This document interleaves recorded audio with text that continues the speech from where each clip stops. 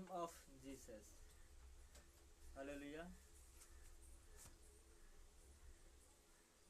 बहुत सारे नाम संसार में है, लेकिन इसी संसार में एक नाम है जो यीशु नाम है। भारत में बहुत सारे इलाकाओं में ये नाम को प्रचार किया गया है। और क्या है कि इस नाम के द्वारा बहुत सारे लोग बीमारी से चंगाई पा रहे हैं और अपने जीवन को अनंत जीवन के ओर लेके जा रहे हैं। इसलिए ये नाम महत्वपूर्ण नाम है। तो नेम ऑफ जीसस यानी यीशु का नाम। संसार में बहुत सारे नाम हैं, ये सारे नामों में सबसे बड़ा नाम यीशु का नाम है।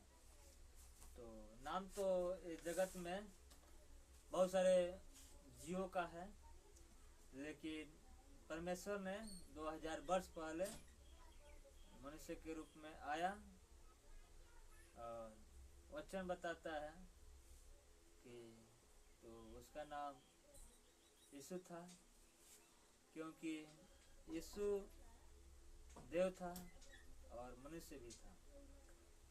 तो क्या है कि यीशु 100% देव भी था और 100% मनुष्य भी था। तो गॉड ऑफ मैन यानी कि परमेश्वर मनुष्य भी था और ईश्वर भी था। तो इस नेम ऑफ जीसस यीशु के नाम में आगे जाने के लिए हम सब एक वचन को देखेंगे जो फिलिपियों के पुस्तक में आपको मिलेगा। इस वचन तो फिलिपियों का 2:5 से लेकर 10 वचन हम लोग पढ़ेंगे। तो फिलिपियों का 2 अध्याय का 5 से लेकर 9 वचन। जैसा मसीह यीशु का स्वभाव था वैसा ही तुम्हारा भी स्वभाव हो, जिसने परमेश्वर के स्वरूप में होकर भी परमेश्वर के तुल्य होने को अपने वश में न रखने की वस्तु न समझा, वरन अपने आप को ऐसा शून्य कर दिया और दास का स्वरूप धारण किया और मनुष्य की समानता में हो गया और मनुष्य के रूप में प्रकट होकर अपने आप को दीन किया और यहाँ तक आज्ञाकारी रहा कि क्रूस का भी मृत्यु भी सह लिया। इस कारण परमेश्वर ने उसको अति महान भी किया और उसको वह नाम दिया जो सब नामों में श्रेष्ठ है, कि जो स्वर्ग में और पृथ्वी पर और आकाश के नीचे है, ये सारे स्थानों में वे सब यीशु के नाम पर घुटना टेकेंगे। Hallelujah, hallelujah. तो यीशु साधारण मनुष्य नहीं था और यीशु ईश्वर था। उसका नाम, उसकी हर बातें, उसका हर सामर्थ, उसका हर स्वभाव मनुष्य से मिलता जुलता था। जैसे मनुष्य का स्वभाव था, चाल चलन था, आचरण था, सोच था, विचार था, क्रिया था, ह्यूमैनिटी था, ये सारे क्या है यीशु के अंदर था। लेकिन बट क्या है कि उन्होंने एक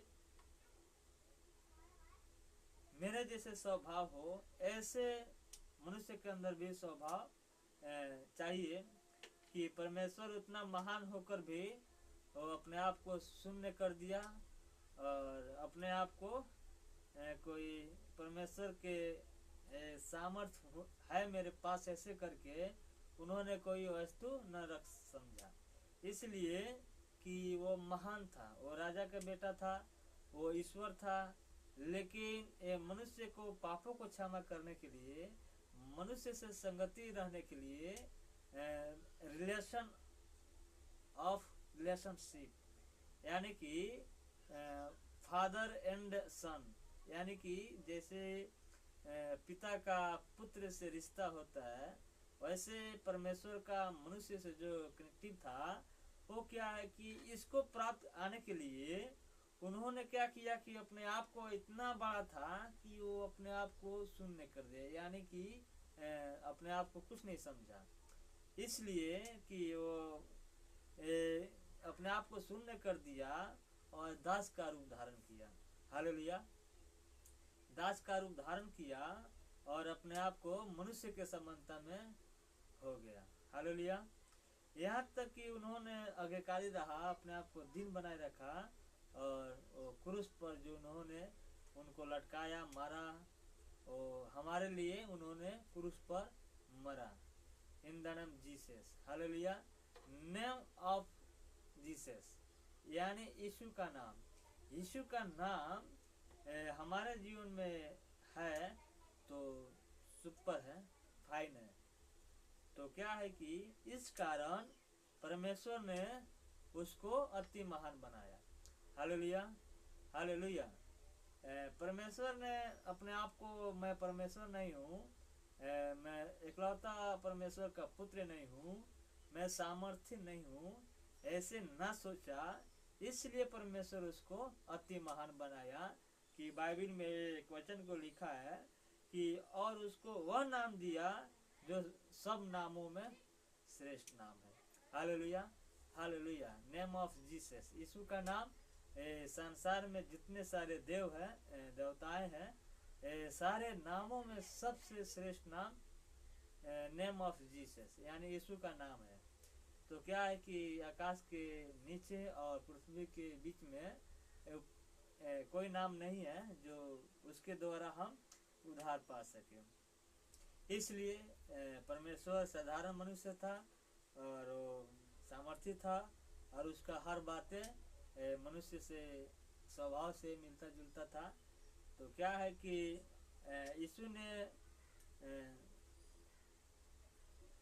गोल्ड यीशु ने इसलिए अपने आप को साधारण किया कि उन्होंने क्रूस का सहा, क्रूस का अत्याचार सहा, दुख सहा, हमारे लिए सहा, और उन्होंने मनुष्य से प्रेम हो जाए, प्रेम आने के लिए उन्होंने इस सारे प्रकार के अपने आप को ऐसे किया।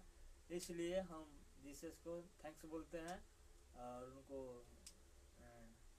आदर करते हैं और उसके नाम पर विश्वास भी करते हैं, इसलिए कि हम लोग वचन से बात करने के लिए उन्होंने मौका दिया, इसलिए आपको धन्यवाद देते हैं।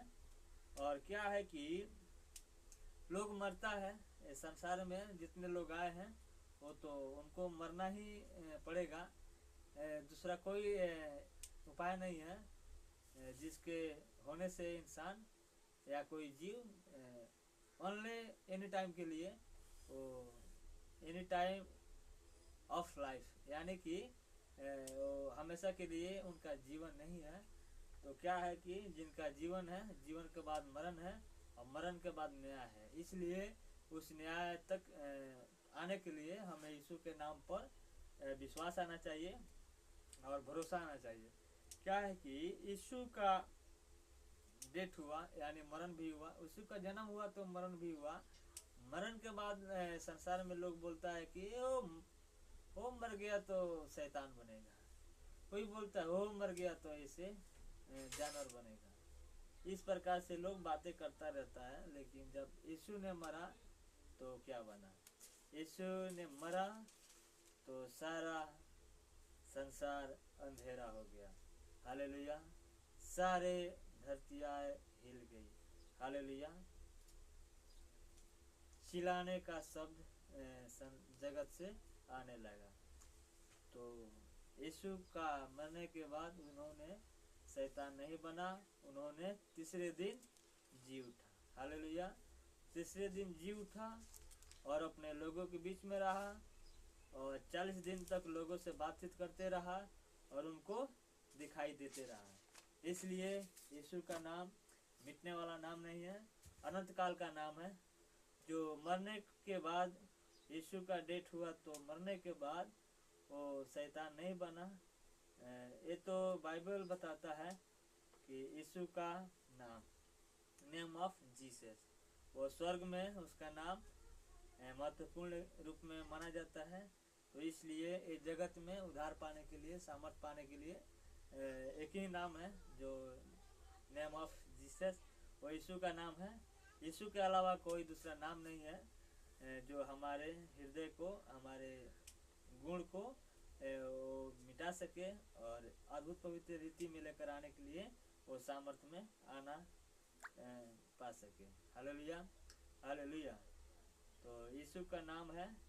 तो अब्राहम ने भी यीशु के नाम पर विश्वास किया, उन्होंने उनको वादा दिया। मूसा को लोगों ने पूछा इसका नाम क्या रखा जाएगा, तो उसको लोगों ने बोला मूसा। मूसा का मतलब पानी से उत्पन्न होने वाला, पानी में रहने वाला, पानी से लेकर पानी से बाहर आने वाला, पानी से उस पानी ऐसे शब्द आने से ऐसे मूसा याद आता है।